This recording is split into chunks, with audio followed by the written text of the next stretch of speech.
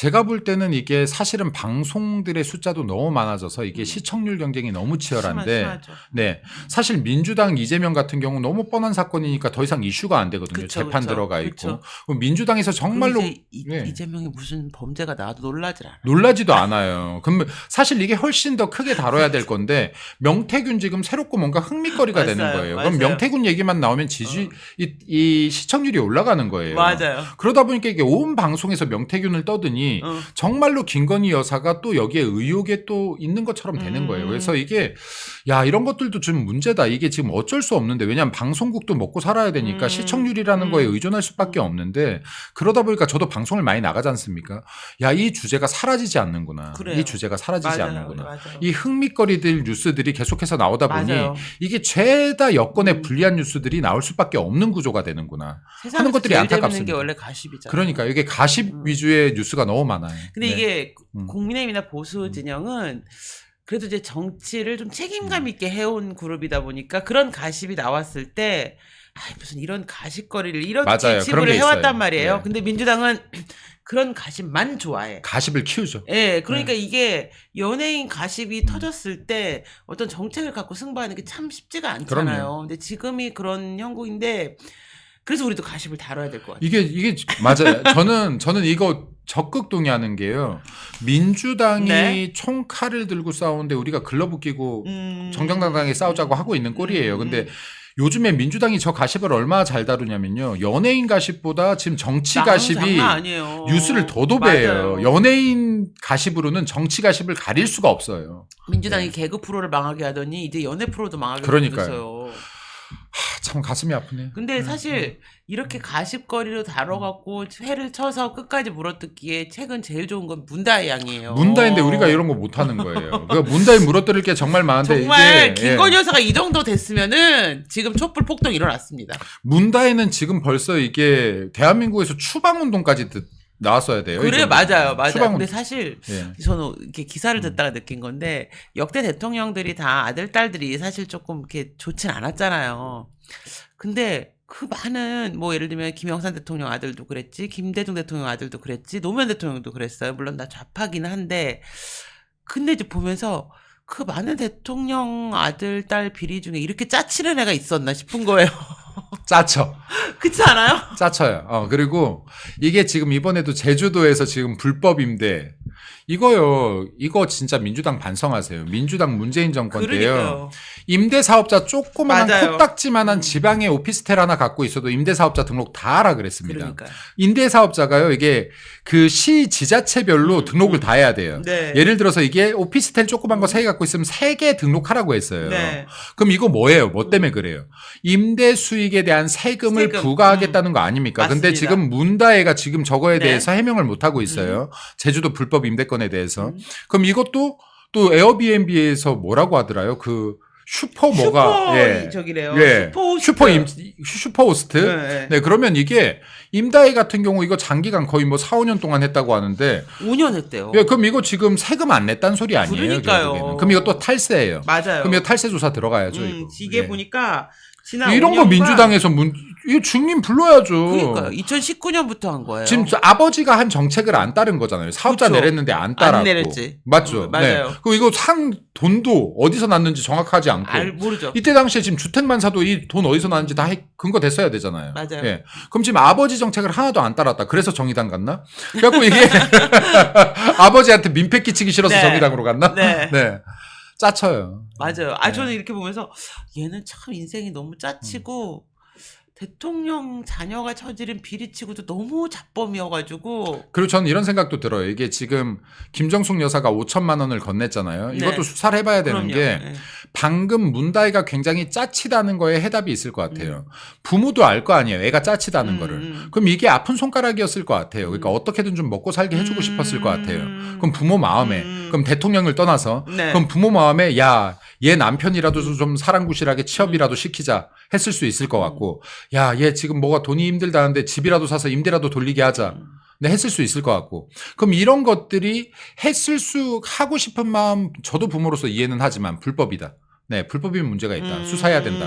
그것도 전 대통령이 그랬다고 하면 그쵸. 같이 짜친 범죄에 가담한 거다. 그럼요, 네. 그럼요. 네. 그리고 자범, 존범 뭐 이렇게 네. 되는 거죠. 그래서 보니까 5년 동안 임대업을 해왔고 지금 슈퍼호스트로 이용 후기가 130건이 넘는다는데 별점이 4.9점이래요. 네. 근데 보니까 그렇게 위치가 좋대요, 여기가. 바다가 그냥 쫙 보인다는 거야. 저는 이거 또 하나 얘기할까요? 조사해 보십시오. 댓글이 130건이 넘는다는데 조작도 있을까? 이 중에는 저는 이 숙박자 명단을 깔 수 없겠지만요. 이게 숙박업 정식으로 등록돼 있으면 숙박업 까면 안 되죠. 근데 이게 만약에 전 이 중에 민주당 관계자들도 꽤 있을 거라고 봅니다. 아, 그러네. 댓글도 달아주고 아, 별점 높이려고. 맞네. 문가희한테 잘 보이려고. 그러네. 예. 전 여기에 아. 민주당 의원들도 있을 수 있다. 130명 중에. 아, 그러네요. 그리고 그러네요. 민주당 국회의원들의 가족들이 있을 수 있다. 그러네. 예. 그러네. 아, 그러네요. 그리고 저거 시세도 한번 알아봐서 시세보다 만약에 반값이 비싸다. 그러면 민주당 정치인들의 가족들이 이용했을 가능성은 아주 높다. 20만 원 정도 얘기하더라고요. 근데 아니 그래서 이게 2019년이면 얘가 청와대 살고 있었거든요. 근데 청와대도 공짜로 살고. 청와대 네. 공짜로 살면서 제주도에 있는 집은 돌려가지고 이 집은 Airbnb. 어떻게 산지 출처 모르는 모르지. 돈으로 사서 임대료 돌리고. 그쵸. 네. 얘 돈 많이 벌었겠어요. 짜치게 벌었죠. 네. 아 근데 제가 이게 강찬호 기자님이 또 못 참고 제주도를 다 이쪽 그 읍사무소 동사무소를 다 가보지 않으셨습니까? 어디에도 등록이 안 돼 있어요. 그러니까요. 실제로 등록이 안 돼. 아니 이게 등록했으면은 지금 본인이 벌써 해명을 했겠죠. 그쵸. 묵묵부답이라는 것은 지금 불법 임차를 했다. 네. 불법 숙박업을 했다라고 봐야지 맞는 것이죠. 근데 우리 윤건영 또 네.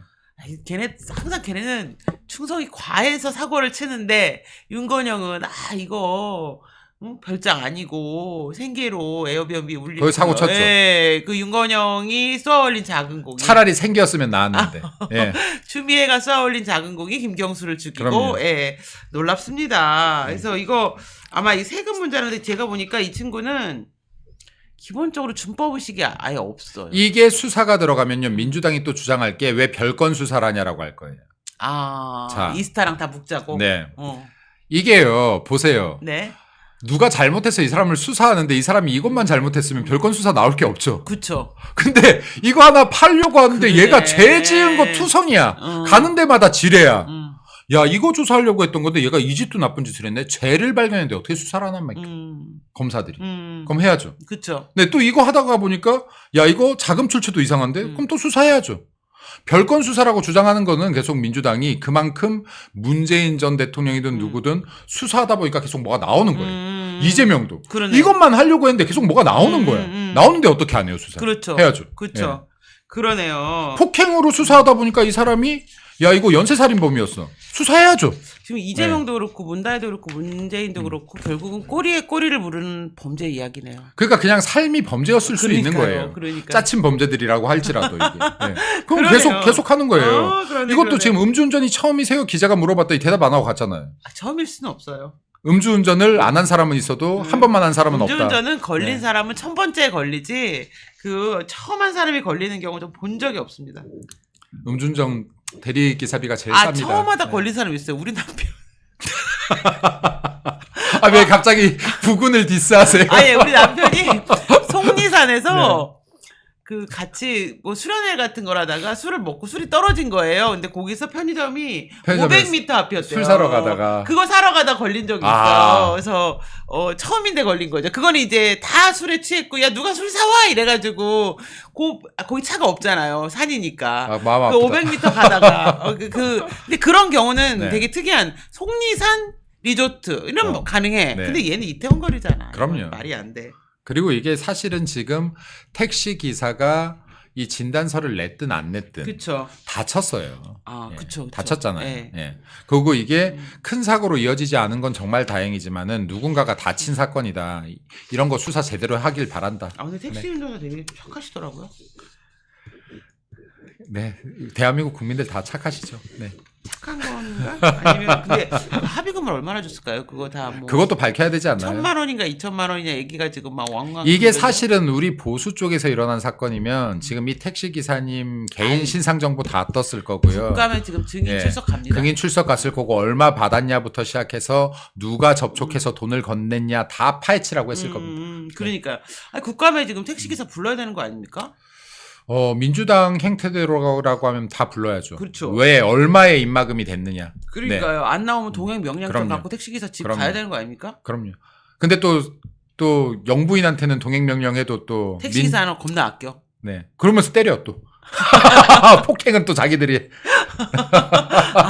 택시기사는 네. 국회에는 안 부르고 때리고 갑질하고. 아 그러네요. 안 보이면 때리고 보이는 데선 잘해주고 그러네요. 맨날 북한 인권 외치면서 네. 참 그래서 아마 이 검찰이 곧 소환을 할 것 같아요. 특혜 채용 관련해서부터 해가지고 참 근데 정말 이 과태료도 11번 체납돼 갖고 짜쳐. 정말 저는 얘 보면서 야 그래도 이제 아니 너무 단어 잘 쓰신 것 같아요. 짜쳐. 이게 정답이에요. 짜쳐. 다른 사람들은 뭐 권력형 범죄 뭐 이런 거잖아요.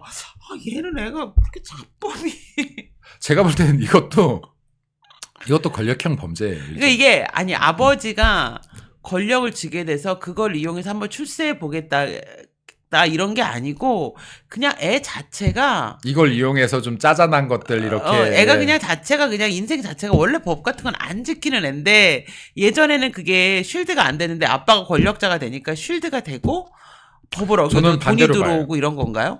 반대로 봐요.